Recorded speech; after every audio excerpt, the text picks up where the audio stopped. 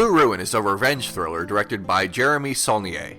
It got a festival release in 2013, but was released to the public at large in 2014. It tells the story of a man named Dwight. At the beginning of the film, Dwight is a homeless man living on the streets. When he learns that Wade, a man convicted of murdering his parents, is about to be released from prison, he endeavors to murder the recently released ex-con. He accomplishes this, but quickly finds himself the target of Wade's family. Along the way, Dwight learns that Wade did not kill his parents. Rather, it was Wade's father. It's an exciting, tense thriller, but more than anything, Blue Ruin is a film about the folly of revenge. While not a new idea, it does tell us this in a new way, by making a revenge film with all the classic revenge tropes and plot points to tell us that revenge is wrong. And I don't know how much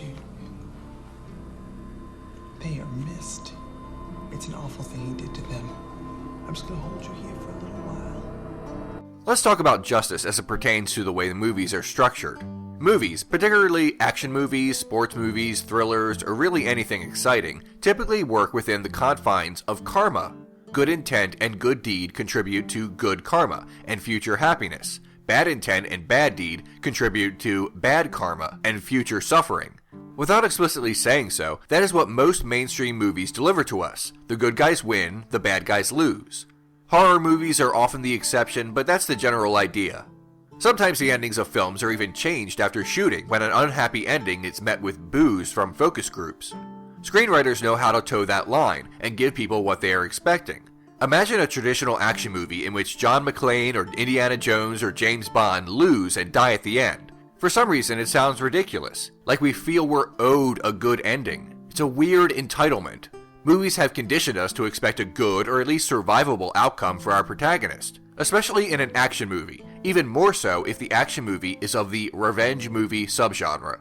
At the risk of bringing everyone down, the real world does not work that way at all. In 2013 in America, the clearance rate for murder or non-negligent manslaughter was 64.1%. That sounds okay at a glance. Most murderers are convicted. The murder of Dwight's parents is seemingly cleared in the film, but that also leaves more than one-third of murders without clearance. Forcible rape is much lower at 40%. Robbery is a mere 29.4%, and arson is at a surprisingly low 20.7%. If you burn someone's house down and ruin their life, you are probably going to get away with it. The common saying, "he'll get his one day," in reference to someone who has committed some egregious wrong, is full of sentiment and wishful thinking, but it's not always true. Some people really will get away with their misdeeds. Not everyone is punished in the end. Further, claiming a kind of divine punishment in a spiritual afterlife assumes a lot. But Dwight's revenge is not spiritual, it's physical. He murders Wade. Make no mistake about it, this is murder. It's not legally justified. It's not done in the heat of the moment either. It's premeditated over the course of days. The all too frequent statement of, "you would feel differently if this happened to you," is not completely without merit, but the rationalization is intrinsically tied to the personal, to the emotional, not the logical, the rational, the just. What is revenge if not a personal attack? What is justice if not objective? What is Dwight's definition of justice? How does he define what he does, and more importantly, how does he rationalize it? To answer that, we have to think about the phrase, serving justice. People say that all the time, this serves justice. To Dwight, justice is a monster to be fed, something that demands a sacrifice for his loss. It's a beast, and it's hungry, and it can only be satisfied by blood, the blood of those who he feels have wronged him.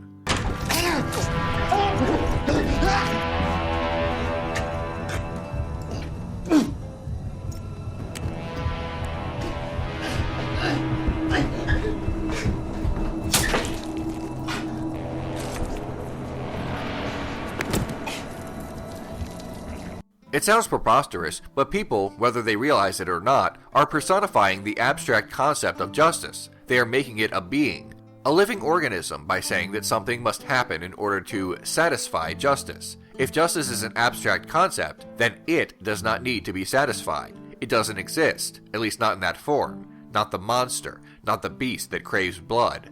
It's a societal construct, but what is it based on? What are we saying justice is here? Well, we can either say that justice is a system of laws, or that it can and should exist independent of law.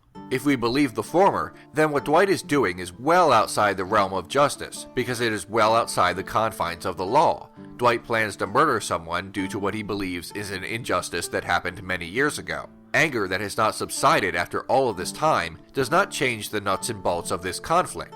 No matter how much we may sympathize with Dwight's anguish, it is still premeditated murder. Thinking of justice as a system of laws, the alleged murderer has already served his time. We can argue that a murderer should serve even more time, but even, say, 10 years is a long time for any man. If you don't think so, consider where you were in your life 10 years ago. Really think about where you were. It seems impossibly long ago. Imagine that frame of time while encaged. Whether it's right for the alleged murderer to stay in prison for 10, 20, 30 years, life in prison, whatever, it's an exceptionally long time to be confined. Years stolen, full of agony, and even if one still argues for something more, the law has been served. In this sense, justice has already been served. Now, if we think of justice as something that exists independent of the law and is not a societal construct, then we get into metaphysical soapboxing about concepts having tangible properties, as if ideas have a kind of animism imbued by an intelligent creator. And since such things are challenging to support with observable evidence, let alone prove definitively, then it comes across as misidentifying revenge as justice, redefining our social contract with the rule of law with the rule of personal vendetta. Dwight, while perhaps not thinking through this notion too clearly, and far too focused on his tunnel vision of revenge, is accepting this view of the universe, the view that he alone can decide what is just. I thought there'd be something on the news, but there's nothing.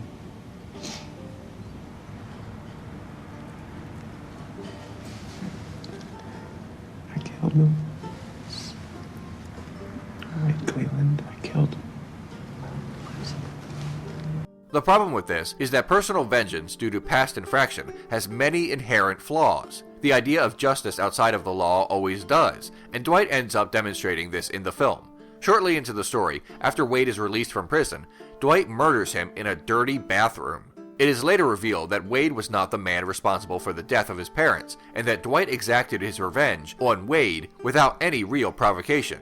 There are two problems with what Dwight has done here. First, and most obvious, is that he had the wrong man. He did not have the resources of a full-fledged investigation, believed what he thought was accurate, and went about his bloody revenge based on his limited, singular scope of what he remembers. He murders someone for the wrong reason. Second, and more subtly, Dwight can't have a right reason at all. There is no right reason. What Dwight has done is wrong in and of itself. It is wrong even if Wade was the real murderer of Dwight's parents. It is wrong because Wade served his time already, but it is also wrong if Wade had not. Now it seems like we may be getting into the dangerous grounds of moral absolutism here, but we are not. By wrong, the word only means two things in this respect: illegal and against our social contract with one another. Beyond the blatant legal ramifications of murder being murder regardless of how bad you feel about something that happened years ago, we, as a society, have a kind of handshake agreement with one another to not do things like that, and that if we are slighted, we file action against those who slighted us, not take justice into our own hands. Dwight has broken that social contract, and throughout the course of the film, he slowly realizes this and wants to make things right. Admittedly, the law is complex and sometimes does not fully anticipate every circumstance, and the film lets us know that in this scene. Dwight has kidnapped Teddy, a member of the Cleveland family. He does not want to hurt this person, but he needs him to make a phone call and set up a meeting for a truce. Teddy gets the drop on Dwight and looks like he's about to shoot him until Dwight's friend Ben, watching this whole time, shoots Teddy. Wait. Just the one?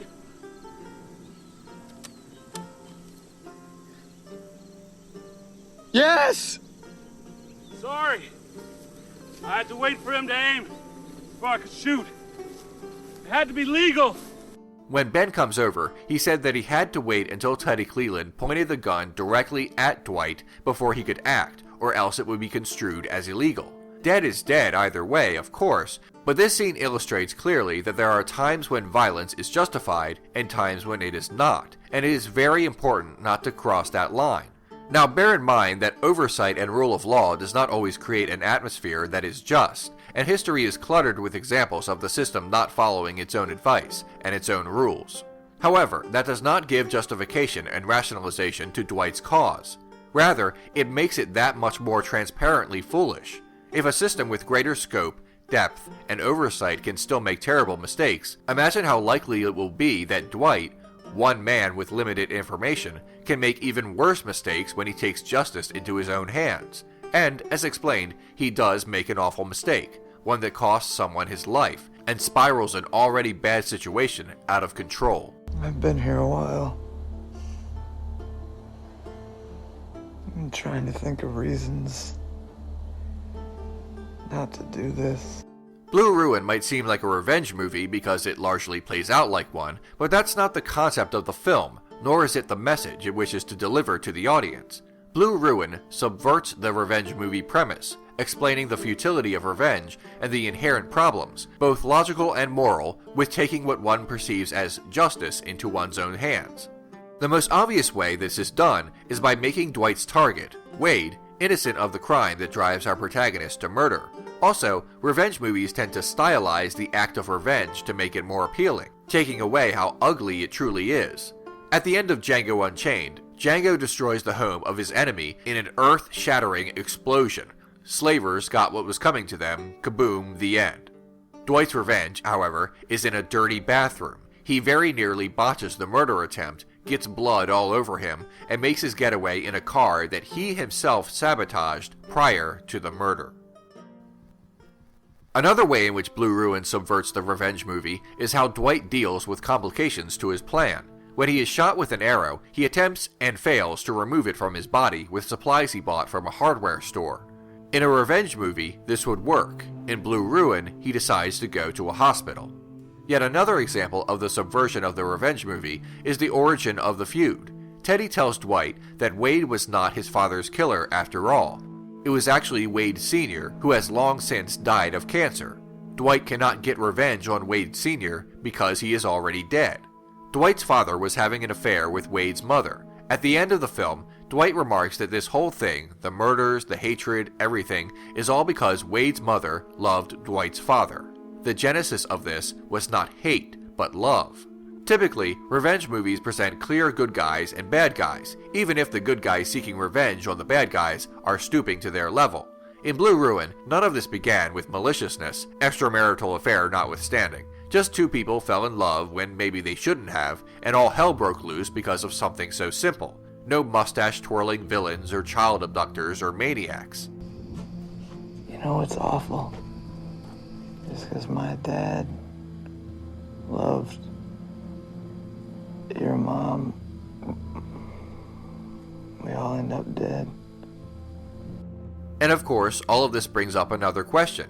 Is it really Dwight who is getting revenge? In a revenge story, Person A wrongs Person B, and then Person B tries to exact vengeance on Person A. In Blue Ruin, the initial murder of Dwight's mother and father was the first act of vengeance. If Dwight's philosophy of revenge holds up, then Dwight should not have went after the Cleland family because, in the worldview of someone who believes in revenge, the score has already been settled. It is Dwight who reignites all of this, a matter that both families would prefer to leave buried, and had no business being resurrected after all this time.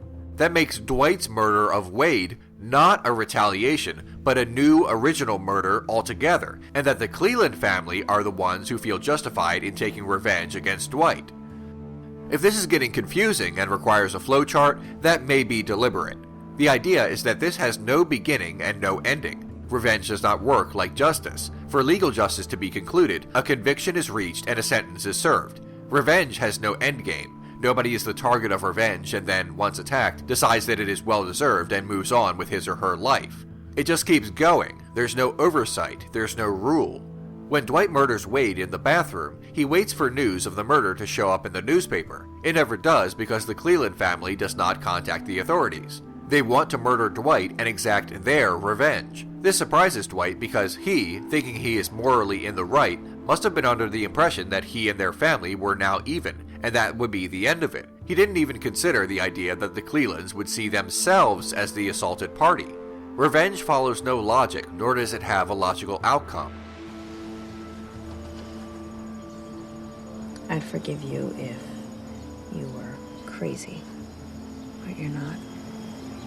You're weak.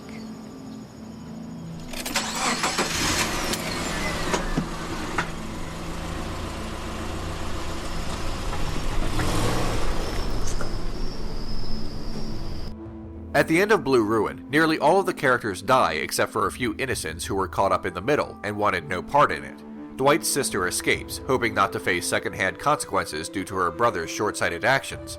Plus, a teenage member of the Cleland family escapes the massacre. What he decides to do is open-ended, but the hope is that he will let this die, leaving the sister alone, and finally allowing this matter to come to a rest. No matter how justified someone feels, revenge becomes a childish game of who started it. It's juvenile and full of finger-pointing and lack of accountability. Now, none of this is meant to suggest that revenge movies in and of themselves are bad or bad for you. Hollywood is packed with good movies that feature a protagonist with a personal grievance. It's motivation, it's very human, and it's exciting to boot. But it also makes us wonder why we unquestionably agree with our protagonists in virtually all revenge movies, unless the point of that movie happens to be anti-revenge.